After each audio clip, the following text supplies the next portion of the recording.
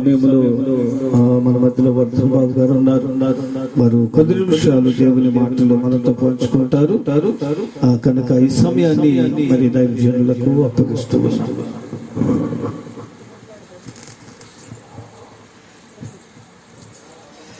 Praise the lord. Hallelujah. మీ అందరికీ వందనాలు. మరి అందరూ బాగున్నారు కదా? మరి క్రిస్మస్ దినాన మరి ఎవరో యాక్టివ్ గా లేరు? ఒకసారి అందరూ హల్లెలూయా చెప్దామా? హల్లెలూయా, హల్లెలూయా. ఇంకొకసారి గట్టిగా దేవుని మహిమపరుద్దామా? హల్లెలూయా. మరి మొదటగా మరి మన ప్రశాంత్ అన్న గారికి నా ధన్యవాదాలు తెలియజేస్తున్నాను. మరి అన్నగారు మాకు ఎప్పటి నుంచి చాలా ఆత్మీయులు. మేము ఇక్కడ నగరంలోనే ఉంటాము.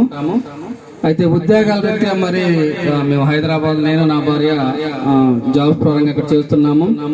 మరి దేవుని పిలుపు మేరకు మరి దేవుడు మహింపరచాలనే ఉద్దేశంతో మరి మేము కూడా ఒక 1 year నుంచి దేవుని పరిచర్యలో పార్టిసిపేట్ చేస్తున్నాము. మమ్మల్ని ఎంతగానో మరి ప్రశాంత్ అన్న గారు చాలా ఆదరిస్తూ మరి కొన్ని విషయాలు కూడా దేవుని మాట తెలియజేస్తూ ఉంటాడు. మరి ముఖ్యంగా మరి మా తరపు నుంచి మరి అన్నగారికి మరి సంఘానికి మా హృదయపూర్వక వందనాలు. ఈ రోజు మరి క్రిస్మస్ దినం కాబట్టి మరి మొదటగా మా కుటుంబం తరపు నుంచి మీకు క్రిస్మస్ జన్మదిన శుభాకాంక్షలు. ఓకే, మరి ఒకసారి మరి 1 తెలియజేద్దామా? మరి మా వైఫ్ కూడా ఇక్కడ రావాల్సి ఉంది. మరి చిన్న పాలెంలో మరి అక్కడ ఆహ్వానం మేరకు అక్కడికి వెళ్ళితాను. అక్కడ వాక్య పరిచర్య చేస్తుంది. మరి దేవుడి ప్రేరణతో మరి అన్నగారిని అడిగితే ఇక్కడికి ఆహ్వానం అందించారు. సో మరి ముఖ్యంగా మీకు హృదయపూర్వక వందనాలు చెల్లిస్తున్నామండి. మరి మీ కుటుంబాలందరూ మా రోజు వారి ప్రార్థనలో మమ్మల్ని కూడా జ్ఞాపకం చేసుకోండి. పరిచర్య ఇంకా అభివృద్ధి చెందాలి, మరి దేవుళ్ళు ఎక్కువగా వాడబడాలనే ఉద్దేశంతో మీరు రోజువారి ప్రార్థనలో జ్ఞాపకం చేసి ఆశిస్తున్నాను. మరి ఈ రోజు మరి కొంత సమయాన్ని దేవునికి ధ్యానం చేసుకున్నాము. మరి క్రిస్మస్ అంటే మరి మనందరికీ తెలిసిన పండగే. ఎందుకంటే క్రిస్మస్ అనేది ప్రపంచంలో అన్ని దేశాలు చేసుకునే పండుగ అన్నమాట. కొన్ని పండుగలు అయితే కొన్ని ప్రాంతాలకి లేదంటే కొన్ని కులాలకి అయితే ఉంటుంది, కానీ మరి క్రిస్మస్ అనేది ప్రపంచంలో అన్ని చోట్ల చేసుకునే ఒక ప్రత్యేకమైన పండుగ. ఒకే ఒక పండుగ ఏంటంటే క్రిస్మస్ అన్నమాట. మరి వాక్య పరిచర్లకు వెళ్లే ముందు మరి ప్రార్థన చేసుకుందాం. మహిమల దేవా తండ్రి, స్తోత్రాలు చెల్లిస్తున్నాం నాయన. ఇదిగో మరి మీ యొక్క పిలుపు మేరకు తండ్రి మరి ఈ సంఘంలో వాడబట్టడానికి మాకు అవకాశం ఇచ్చారు ప్రభా. ఇదిగో నేను మాట్లాడే నా సొంత మాటలు కాదు ప్రభా, మీ వాక్యము సారంగా తండ్రి మీ వాక్యము చెప్పడానికి ప్రభా మీ యొక్క పరిశుద్ధాత్మను మా మీద ఉంచండి. ఎక్కడ ఎలాంటి ఆటంకాలు లేకుండా మీరే నడిపించండి.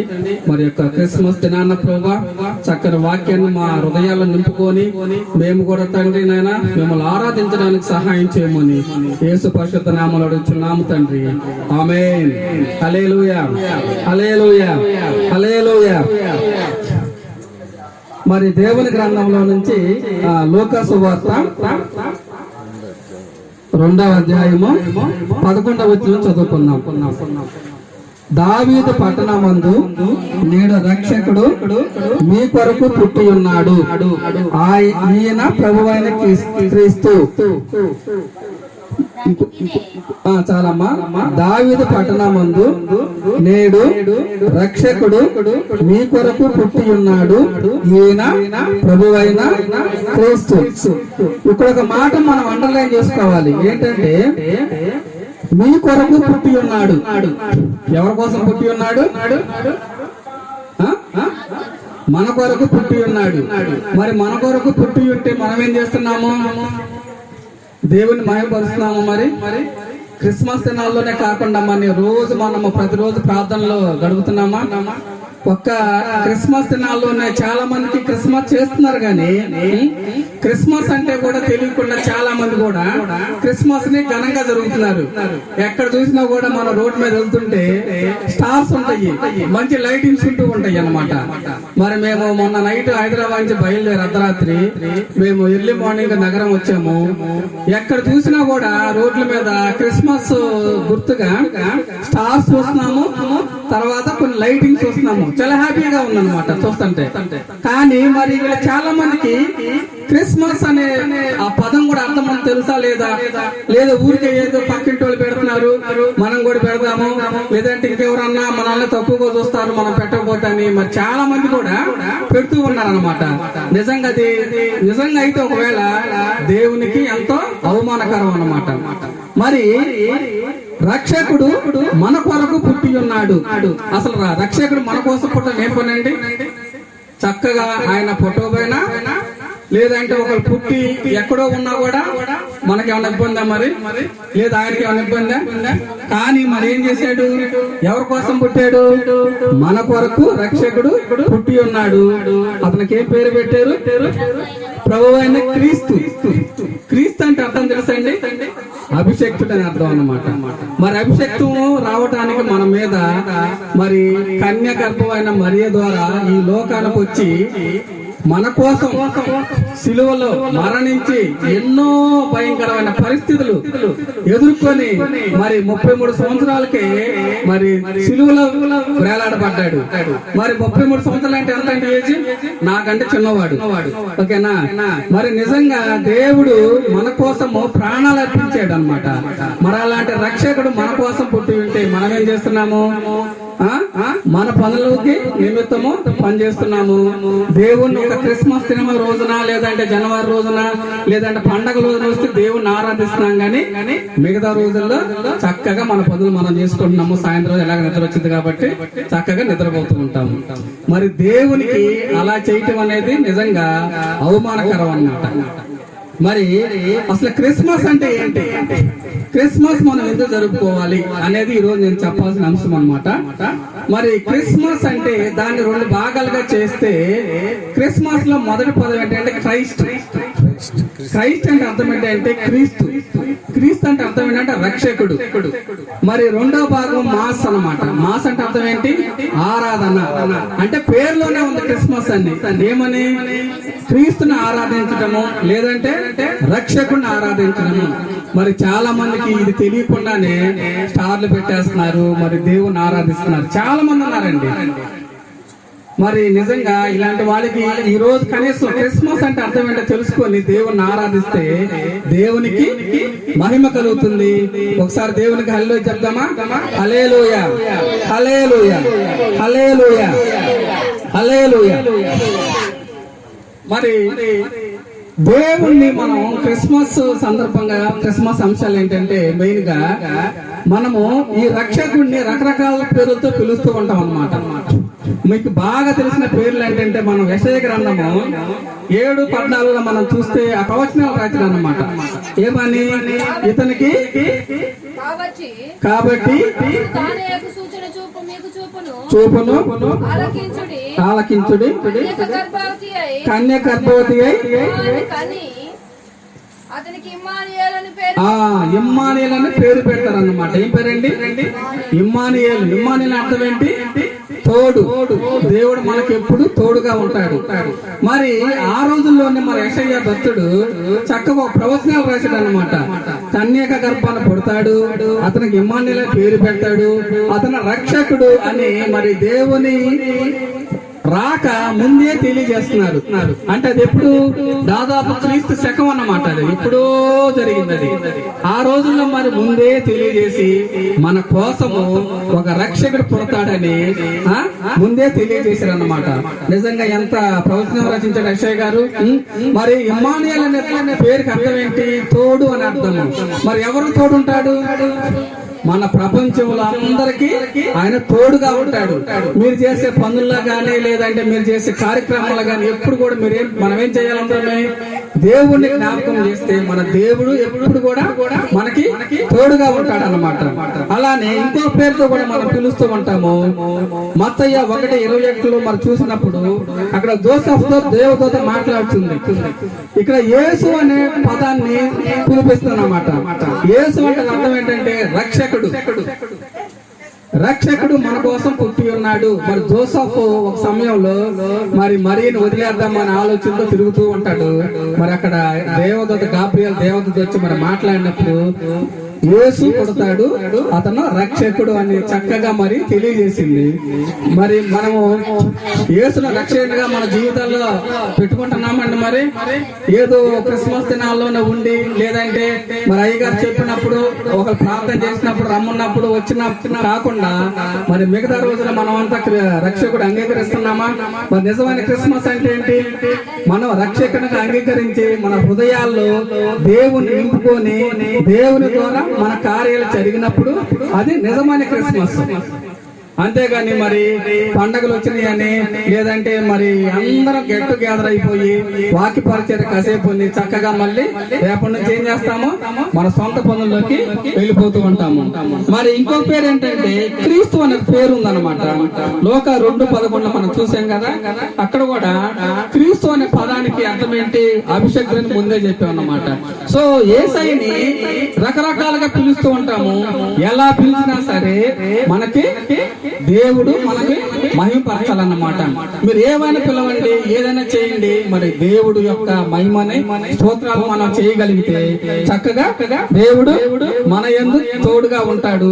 మరి ఇక్కడ క్రీస్తు ఈ అభిషక్తుడు అంటే ఏంటంటే, ఈ అభిషక్తుడు అనేది ఒక్కరు కాదండి, అందరికీ, మీలో ఉన్న అందరికీ, ప్రపంచంలో ఉన్న అందరికి కూడా ఒక అభిషక్తుడుగా చక్కగా దేవుడు మన యందు ఉంటాడన్నమాట.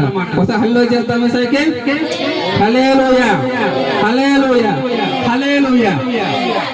ఈ మధ్య నేను కొన్ని ప్రాంతాల్లో చూస్తున్నప్పుడు కొంతమంది ఎలా అంటున్నారంటే, ఈ యేసు క్రీస్తు ఒక వర్గానికి చెందినవాడు అంటున్నాడండి. అవునా? ఉన్న చీకటిని వదిలేసి విడిపింపజేసి మన జీవితాల్లో వెలుగు రావాలని నిజంగా రక్షకుడు ఒక పవిత్ర పరిశుద్ధాత్మక మన కొరకు పుట్టి ఉన్నాడు అన్నమాట. మరి అలాంటివన్నీ వదిలేసి మన హృదయాన్ని దేవునికి ఇవ్వలేకుండా మనం ఏం చేస్తున్నాము, మన సొంత నిర్ణయాలతో దేవుణ్ణి మహింపరచకుండా మన యొక్క పనుల్లో బిజీ అయిపోతున్నాము. మరి ఎంత మాత్రం కూడా దేవునికి ఇది ఇష్టం లేదన్నమాట. అయితే దేవుడు ఏం చేస్తున్నాడు, దాదాపు 2000 సంవత్సరాల క్రితము యేసయ్య పుట్టాడు అన్నమాట. ఎప్పుడండి? 2000 సంవత్సరాలు, ఇంకా చెప్పాలంటే 2019 సంవత్సరాలు, 20 వస్తుంది కదా. మరి అప్పుడే పుట్టి మరి మనమైతే ఇవన్నీ చేస్తున్నాం కానీ చాలా మంది మరి 2000 సంవత్సరాల తర్వాత ఎవరు కూడా చాలా మంది చూస్తున్నాము క్రీస్తునైతే పూజిస్తున్నారు కానీ మన హృదయాల్లో క్రీస్తు ఇంకా పుట్టలేదండి. మరి క్రీస్తు పుట్టి 2000 సంవత్సరాలు అవుతుంది. ఇప్పుడు కూడా మనం చూస్తూ ఉంటే మన హృదయాల్లో క్రీస్తు నిజంగా పుట్టాడండి. మన హృదయాల్లో మరి క్రీస్తు పుట్టి దేవుని మహిమపరచాలంటే మనం ఏం చేస్తూ ఉండాలి? ముఖ్యం కొన్ని పాయింట్స్ అనేవి మనం ఎప్పుడు కూడా దేవుని ప్రార్థనలో గడపాలన్నమాట. ఎలాంటి ప్రార్థనలు చేయాలంటే, ముందు దేవుని యందు విశ్వాసం ఉంచాలన్నమాట. ఫస్ట్ ఆ విశ్వాసం అనేది మనలో లేకపోతే మనము క్రిస్మస్ కాదు కదా, ఎప్పుడు కూడా వెనకబడిపోతూ ఉంటాము. విశ్వాసం అనేది ఎలా ఉండాలి? ఒకళ్ళు ఆకర్షించాలి, చూడంగానే వీళ్ళు చాలా విశ్వాసంతో దేవుణ్ణి కనపరుస్తున్నారు అని ఒకళ్ళు ఆకర్షించగలిగితే చాలా మంది కూడా మనల్ని ఏం చేస్తారు, మన నుంచి చాలా విషయాలు నేర్చుకుని చక్కగా దేవుణ్ణి ఆరాధిస్తూ ఉంటారు. మరి అలాంటి విశ్వాసం మనలో ఉంటుందండి.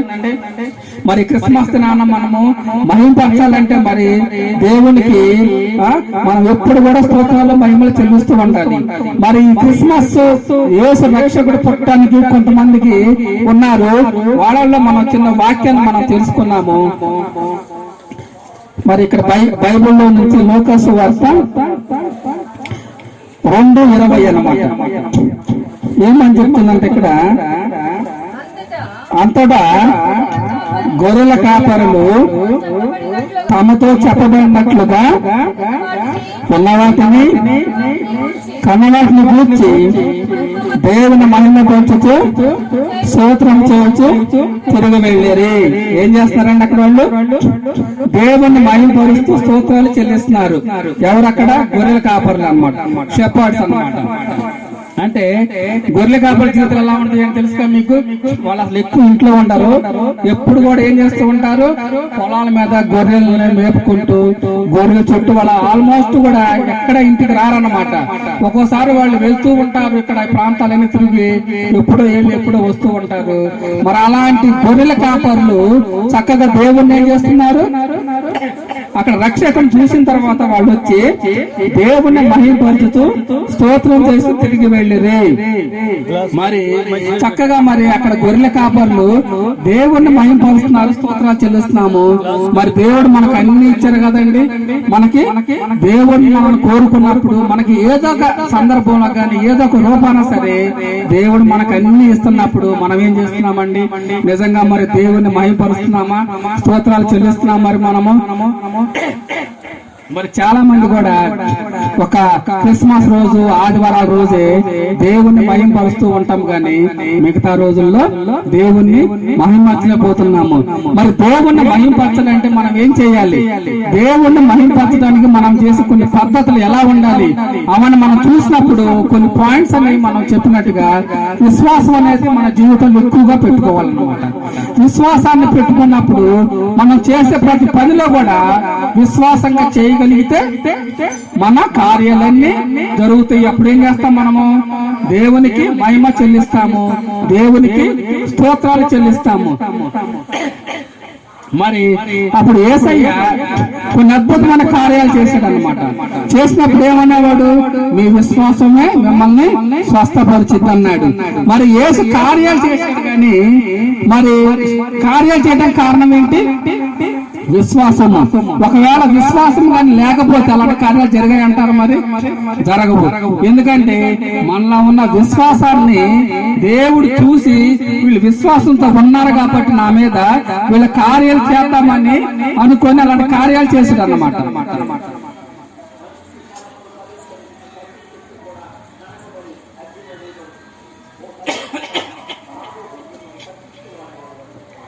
మరి మొదటి పాయింట్ మనం ఏం చెప్పుకోవాలి? విశ్వాసంతో ఉండాలి. రెండో పాయింట్ ఏంటంటే స్తుతిస్తూ ఉండాలన్నమాట. మరి స్తుతించాలంటే మనం ఏం చేయాలి? ఎప్పుడు కూడా మంచి పాటలు పాడుతూ ఉండాలి. స్తుతులు నామాలు ఉంటాయి అన్నమాట, నామాలు చేస్తూ ఉండాలి. మరి ఎప్పుడైతే మనం నామాలు లేదా స్తోత్రాలు చెల్లిస్తున్నామో ఆటోమేటిక్ ఏం జరుగుతుంది? దేవుణ్ణి మహిమపరుస్తాం అన్నమాట. అలాంటి మహిమపరచాలంటే దేవుణ్ణి మనం ఏం చేయాలి? ఎప్పుడు కూడా స్తుతియాగం చేస్తూ ఉండాలి. మరి అలాంటి స్తుతియాగం చేయాలంటే మనం ఏం చేయాలి? ఎప్పుడు మన కుటుంబ ప్రార్థనలో గాని లేదంటే ఇంకా మనం ఎక్కడున్నా కూడా ఖాళీ సమయాల్లో స్తుతులు చెప్పుకుంటూ ఉంటే ఆటోమేటిక్ అవుతుంది, దేవుణ్ణి మహిమపరచడమే జరుగుతూ ఉంది అన్నమాట. ఇంకో మూడో పాయింట్ ఏంటంటే షేరింగ్ అన్నమాట. షేరింగ్ అంటే కొన్ని మంచి పనులు చేయటం అన్నమాట. మనకున్న దానిలో దేవుని ద్వారా ఇతరులకు పంచి పెట్టటము, గిఫ్ట్లు ఇవ్వటం. కానీ మీకు శాంతా క్లాస్ క్రిస్మస్ తాత తెలిసి ఉంటారు. మరి క్రిస్మస్ తాత అతని పేరు ఏంటంటే ఒరిజినల్ పేరు నికోలస్ అన్నమాట. అతనికి ఎలా పేరు వచ్చిందంటే మరి క్రిస్మస్ తాత అనేది అతను అక్కడ ఒక ఇంగ్లాండ్ దేశం దగ్గర అతను మరి చర్చిలో తిరుగుతూ అందరికి బహుమతులు ఇస్తూ ఉంటారు. ఒక సమయంలో ఒక తండ్రి ఆడపిల్లలకు ముగ్గురు పెళ్లి చేయలేక ఉన్నప్పుడు బాధపడుతూ ఉంటే మరి దేవుని ప్రేరేపణతో అక్కడ ఆ యొక్క తండ్రిని ఓదార్చి తనకెవరో తెలియకుండానే తనకి ఒక 3 సంచుల నాణ్యం తీసుకెళ్లి ఆ ఇంట్లో వేయటం వల్ల ఆ కుటుంబం అంతా చక్కగా పెళ్లిళ్ళు చేసి దేవుని మహిమపరచడం వల్ల మరి క్రిస్మస్ అప్పటి నుంచి ఎవరికి తెలియకుండానే ఎవరెవరైతే కష్టాల్లో ఉంటారో తెలియకుండా వాళ్ళ సహాయం చేసి అలా చేయటం వల్ల దేవుణ్ణి ఎక్కువగా సహాయం చేసిన వాళ్ళు తీసుకున్న వాళ్ళు కూడా దేవుణ్ణి మహిమపరుస్తూ ఉంటారు. ఆ విధంగా మరి శాంతా క్లాస్ క్రిస్మస్ తాత అని అతను ఏర్పడ్డాడు. అతని యొక్క సేవలు గుర్తించి గవర్నమెంట్ సెయింట్ అని పేరు ఇచ్చింది అన్నమాట. మరి ఈ రోజుల్లో మనమే వండుకొని తిని మనమే కొత్త బట్టలు పుట్టించుకుంటున్నాం, కానీ మరి లేని వాళ్ళకి ఏమన్నా మనం ఏం చేస్తున్నాము? షేరింగ్ అని చేస్తున్నామా? అలా చేయలేనప్పుడు మరి దేవునికి మంచి మాటలు వస్తాయా? మరి ఏమంటారు? వీళ్ళకి వీళ్ళే క్రిస్మస్ చేసుకుంటున్నారు, వీళ్ళకి వీళ్ళే చక్కగా అన్ని పనులు చేసుకుంటున్నారు, కానీ పక్కింటి పట్టించుకోవట్లేదు. అవునా? మరి షేరింగ్ అంటే గిఫ్ట్లు ఇవ్వడమే కాదు, కానీ మన వాక్యాన్ని గాని మన ప్రార్థనలు గాని ఇతరులకు కూడా మనము పిలిచి చక్కని వాక్యాన్ని తెలియజేస్తే అది కూడా దేవునికి చక్కగా మహిమపరుస్తూ ఉంటాము. 4వది ఇంపార్టెంట్ పాయింట్ అంటే పరిశుద్ధాత్మతో ఉండాలన్నమాట. మరి పరిశుద్ధంగా జీవించాలి. ఇది దేవునికి ఇష్టమైన పాయింట్ అన్నమాట, పరిశుద్ధంగా. ఎందుకంటే మరి యేసయ్య కూడా ఎలా పుట్టాడు? మరి పరిశుద్ధాత్మను పుట్టాడు కదా. మరి మన జీవితాన్ని కూడా మనం ఏం చేసుకోవాలి? చక్కగా పరిశుద్ధాత్మతో మనం నింపుకుంటే దేవుడు మనల్ని ఏం చేస్తాడు? చక్కగా మన జీవితాలను కూడా, మన జీవితాలు, మన కుటుంబాలు, మన తరతరాలన్నిటిలో కూడా దేవుడు మనల్ని ఇంకా హెచ్చింపు చేస్తాడు. మరి పరిశుద్ధాత్మ అనేది మనకి ఎంతో ఇస్తుందన్నమాట. మరి దేవుడు ఒకసారి స్తోత్రాలు చెల్లిద్దామా? హల్లెలూయా, హల్లెలూయా, హల్లెలూయా. మరి ఈ క్రిస్మస్ దినాన మరి చక్కగా మనం అందరం కూడా మరి క్రిస్మస్ సందర్భంగా దేవుణ్ణి ఆరాధిస్తే దేవుడికి మహిమ కలుగుతుంది. నేను చెప్పే మాటలు ఏంటంటే, మరి దేవుని మాటలు క్రిస్మస్ దినాల్లో మిగతా రోజుల్లో మనం ఎక్కువ ఆరాధిస్తే, మరి క్రిస్మస్ దినాల్లో ఇంకా ఎక్కువగా దేవుణ్ణి ఆరాధించడం వల్ల మన జీవితాలు, మన కుటుంబాలు కూడా ఏమవుతాయండి?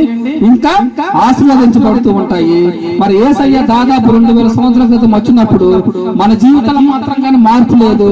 మరి యేసయ్య మన కోసము పుట్టాడు, 33 సంవత్సరాలు జీవించాడు, మరణానికి వెళ్ళి ఆయన సిలువలో మరణించాడు. మరి యేసయ్య మరణించడానికి మనకేంటంటే సంబంధం? చక్కగా మరి ఆయన పుట్టాడు, ఆయన లైఫ్ ఆయన ఎంజాయ్ చేయొచ్చు కదా. మన కోసం ఎందుకు పుట్టాడండి? మన కోసం ఎందుకు ప్రాణాలు అర్పించారు?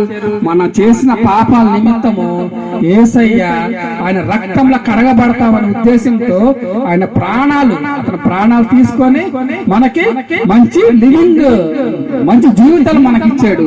మరి మనం ఏం చేస్తూ ఉన్నాము? చక్కగా పంటి క్రిస్మస్, వంటి క్రిస్మస్, తర్వాత ఇంటి క్రిస్మస్ చేసుకుంటూ మన జీవితాలన్నిటినీ అలా వ్యర్థం చేసుకుంటున్నాము. మరి మన జీవితంలో నిజమైన క్రిస్మస్ ఎప్పుడు వస్తుంది? మన హృదయాల్లో యేసుని నింపుకొని మన ద్వారా ఇతరులకు క్రీస్తులో పిలువబడి మన రక్షకుడు, నిజమైన రక్షకుడు ద్వారా మన కుటుంబాల్లో కూడా ఆదరించగలిగితే అది నిజమైన క్రిస్మస్ అన్నమాట. మరి అలాంటి నిజమైన క్రిస్మస్ ను చక్కగా మరి పండగ సమయంలోనే కాకుండా మరి ఎల్లైతే గొర్రెల కాపర్లు ఆ యేసయ్యను చూసిన తర్వాత ఆ యొక్క మహిమపరుస్తూ స్తోత్రాలు చెల్లిస్తూ అందరికి తెలియచేశారు. మనం కూడా ఏం చేయాలండి? ఈ క్రిస్మస్ దినాన మిగతా వాళ్ళందరినీ ఎవరెవరైతే రాని వాళ్ళు ఉంటారో వాళ్ళందరూ చక్కగా మరి పిలిపించి క్రిస్మస్ యొక్క శుభాకాంక్షలు తెలియజేస్తూ మన యొక్క వాక్యాన్ని, ప్రార్థనలో వాళ్ళకి తెలియచేయగలిగితే నిజంగా యేసు ఎంతో మహిమపరిచినట్టు, ఎన్నో స్తోత్రాలు చెల్లిస్తున్నట్టు ఉంటుంది. మరి నిజంగా మరి ఈ యొక్క క్రిస్మస్ దినాన మీ అందరితో మరి నేను చక్కగా మరి ప్రశాంత్ అన్న గారి మరోసారి వందనాలు తెలియజేస్తున్నాము. మరి చివరగా నేను మరి కొద్ది మాటలు ముగిస్తున్నాను.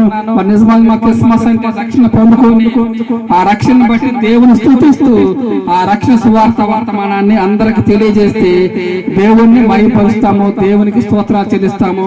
మరి ఆ విధంగా అటు రీతిగా మనము దేవుడు అందరినీ మనల్ని కూడా చక్కగా నడిపిస్తాడని మరి యొక్క మరి ప్రశాంత్ అన్న గారికి, మరి మీ సంఘానికి మరోసారి వందనాలు తెలియజేస్తున్నాము. మరి యొక్క క్రిస్మస్ శుభాకాంక్షలు తెలియజేస్తున్నాము. మరి ఈ క్రిస్మస్ కాకుండా కూడా ప్రతిరోజు మన కుటుంబాల్లో క్రిస్మస్ ను జరుపుకుంటూ దేవుని ఆనందించగలిగితే ప్రతి దినం కూడా మనకి ఒక క్రిస్మస్ లాగా అయిపోతుంది. దేవుని యొక్క మహిమను మనం గణపరుస్తాము. మరి దేవుడి వాక్యాన్ని దీవించిన గాక. మరొకసారి మా కుటుంబానందరూ మీ ప్రార్థనలు జ్ఞాపకం చేసుకోండి. మరి ప్రశాంత్ అన్న గారికి మరి ప్రత్యేకమైన ధన్యవాదాలు తెలియజేస్తున్నాము. దేవుడి వాక్యాన్ని దీవించిన గాక. ఆమేన్.